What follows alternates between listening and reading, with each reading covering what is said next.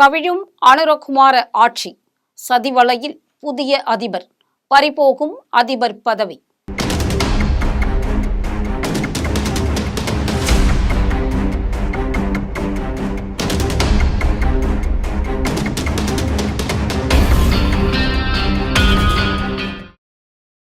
அனுரகுமார திசநாயக்கா இலங்கையில் அதிபராக நியமிக்கப்பட்ட நிலையில் 16வது பிரதமராக 3வது இடைக்கால பெண் பிரதமராக அரிணி சூரியகுமார நியமிக்கப்பட்டுள்ளார். திருமதி ஸ்ரீமாவோ பண்டாரநாயக்கா அடுத்து சந்திரிகா பண்டாரநாயக்கா ரணதுங்கா அவர்கள் இருவருக்கு அடுத்தபடியாக 3வது பெண் பிரதமராக இப்பொழுது ஹரிணி சூரியகுமார் பதவியேற்றுள்ளார். முன்னவர்கள் இருவரும் அரசியல் பின்புலம் உள்ளவர்கள்.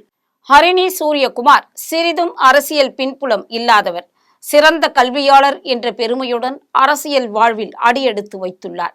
2020 தேசிய மக்கள் சக்தியில் இருந்துள்ளார். தேசிய மக்கள் கட்சியில் ஒருவருக்கு கொடுக்க வேண்டும் என்றுதான் இவருக்கு தற்பொழுது கொடுக்கப்பட்டுள்ளது. ஒரு பெண்ணுக்கு அங்கீகாரம் கொடுத்து கௌரவிப்பது கவனிக்கப்பட வேண்டிய ஒன்று. அனுரகுமார தலைமையில் வெறும் 3 பேரை கொண்ட அமைச்சரவை நியமிக்கப்பட்டுள்ளது. அதிபர் தலைமையின் கீழ் சில முக்கிய பொறுப்புகள் உள்ளது. விஜய திக்கராவுக்கு அமைச்சர் பதவி கொடுக்கப்பட்டுள்ளது. அடுத்து லக்ஷ்மண் நிபுணராவுக்கும் அமைச்சர் பதவி வழங்கப்பட்டுள்ளது. இந்நிலையில் பாராளுமன்றம் கலைக்கப்பட்டிருக்கிறது. அனுரகுமார 5 வருடங்கள் ஆட்சியில் நீடிப்பாரா என்றால் அவருக்கு பெரும் சிக்கல் எழுந்துள்ளது. மக்கள் அடுத்த 5 ஆண்டுகள் பதவியில் அனுரகுமார் இருப்பார், நல்லது நடக்கும் என்று எதிர்பார்த்து கனவில் இருக்கிறார்கள். அவர்களது கனவு நிறைவேறுமா அல்லது காணல் நீராகுமா என்பதுதான் சந்தேகமாக உள்ளது. ஏன் என்பது பற்றி விரிவாக பார்ப்போம். அரசியலில் சில சாணக்கிய தந்திரங்கள் அனுராவின் ஆட்சியை கவிழ்க்கும் முயற்சியில் தற்போதே தொடங்கிவிட்டன. அது எப்படி?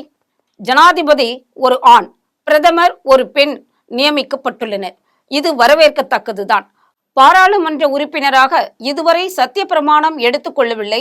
சத்திய பிரமாணம் எடுத்துக்கொள்ளாதவர்கள் எப்படி பாராளுமன்ற உறுப்பினர் ஆக முடியும் போன்ற சர்ச்சைகள் எழலாம். ஆனாலும் சில நிபுணர்கள் கருத்துப்படி பார்த்தால் சத்திய பிரமாணம் இல்லாமலே உறுப்பினர் ஆகலாம் எனவும் கருத்து தெரிவித்துள்ளனர்.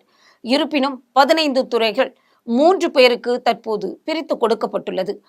அதன்படி அனுரகுமாராவுக்கு பாதுகாப்பு, நிதி, விவசாயம், நீர்ப்பாசனம், பொது நிர்வாகம், தேசிய கொள்கைகள், கால்நடை போன்ற துறைகளும், ஹரிணி அவர்களுக்கு நீதி, கல்வி, விஞ்ஞானம், பெண்கள், குழந்தைகள் முன்னேற்றம், பொது சுகாதாரம், வாணிகம், விளையாட்டு போன்ற துறைகளும் ஒதுக்கப்பட்டுள்ளது. விஜய திக்காராவிற்கு வெளியுறவு, வனவளங்கள், கிராமிய நகர்ப்புற வளர்ச்சி, உள்நாட்டு வெளிநாட்டு விவகாரம் உள்ளிட்ட சில துறைகள் கொடுக்கப்பட்டுள்ளது. இந்நிலையில் வெளிநாட்டிலிருந்து அனுரகுமாரா அவர்களுக்கும் வாழ்த்துக்கள் வந்த வண்ணம் உள்ளது. குறிப்பாக பிரான்ஸ் அதிபர் இமானுவேல் மேக்ரான் தமிழில் அழகாக வாழ்த்து கூறியதோடு தன்னுடைய முழு ஒத்துழைப்பையும் தருவதாக தெரிவித்துள்ளார்.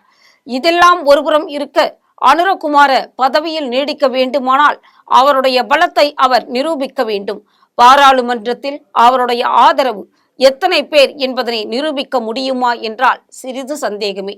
வெறும் 3 உறுப்பினர்களை கொண்டு எப்படி பெரும்பான்மையை நிரூபிக்க முடியும் போன்ற கேள்விகள் எழுந்த வண்ணம் உள்ளன.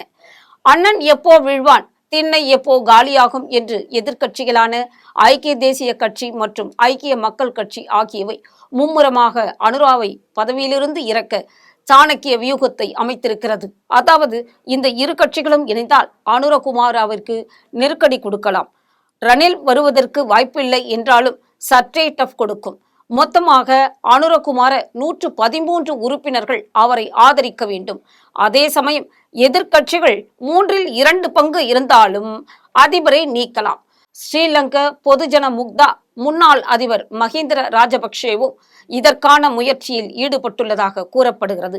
சமீபத்தில் இவர்கள் நடத்திய ஒரு கூட்டத்தில் பங்கேற்ற மஹிந்திரா அனுராவிற்கு ஒரு நாட்டை நிர்வகிக்க முடியும் என்று ஒப்புக்கொண்டுள்ளதும் குறிப்பிடத்தக்கது. அடுத்த ஆட்சி கவிழ்ப்பிற்கு எதிர்க்கட்சியில் கையில் எடுக்கும் ஆயுதம் நிறைவேற்ற ஜனாதிபதி ஆட்சி முறை. இதனை நிச்சயமாக ஒழிக்கப்பட வேண்டும் என்பதுதான். இப்போதே அதை செய்ய வேண்டும். பொது தேர்தல் மூலம் அனுரகுமார ஆட்சியை கவிழ்க்க திட்டம் போட்டு வருகின்றனர். 113 சீட் கிடைக்குமா? அனுரகுமாராவை எதிர்க்கட்சிகளால் அசைக்க முடியுமா என்று பார்க்கலாம்.